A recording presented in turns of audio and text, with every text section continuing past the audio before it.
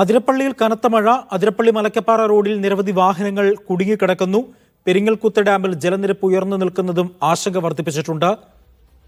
വിവരങ്ങൾ നടരാജ് നൽകും. നടരാജ്, ഇപ്പോഴും ഈ വാഹനങ്ങൾ അവിടെ കുടുങ്ങിക്കിടക്കുകയാണോ? ഇവരെ പുറത്തെത്തിക്കാൻ എന്തെങ്കിലും നടപടിക്രമങ്ങൾ തുടങ്ങിയിട്ടുണ്ടോ? മറ്റു വിശദാംശം. 4 മണിക്കൂറിനുള്ളിൽ 90 മില്ലിമീറ്റർ മഴയാണ് ഈ പ്രദേശത്ത് പെയ്തത്. മഴ ഇപ്പോഴും തുടരുകയാണ്. സ്വാഭാവികമായും വനമേഖലയാണ്. ഇവിടെ മഴ പെയ്യുമ്പോൾ പെരിങ്ങൽകുത്ത് ഡാമിൽ ജലനിരപ്പ് ഉയർന്നു നിൽക്കുമെന്നുള്ളതും ആശങ്ക വർദ്ധിപ്പിക്കുന്ന ഒന്നാണ്. വാച്ചുമരം ഭാഗത്ത് തോട് കരകവിഞ്ഞൊഴുകുന്നുണ്ട്. അതിരപ്പള്ളി മലക്കപ്പാറ റോഡിൽ നിരവധി വാഹനങ്ങൾ കുടുങ്ങിക്കിടക്കുകയാണ്. ഏതാണ്ട് 2 മണിക്കൂറിലധികമായി KSRTC ബസ് ഉൾപ്പെടെയുള്ള വാഹനങ്ങൾ റോഡിലൂടെ സഞ്ചരിക്കാൻ കഴിയാത്ത സ്ഥിതിയാണ്.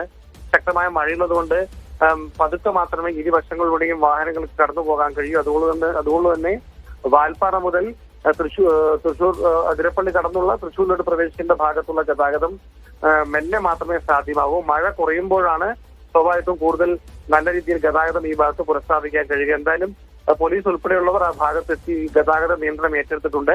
മഴ ഈ ഭാഗത്ത് തുടരുന്നുണ്ട് എന്നുള്ളതാണ് ഏറ്റവും ആശങ്കപ്പെടുത്തുന്ന കാര്യം.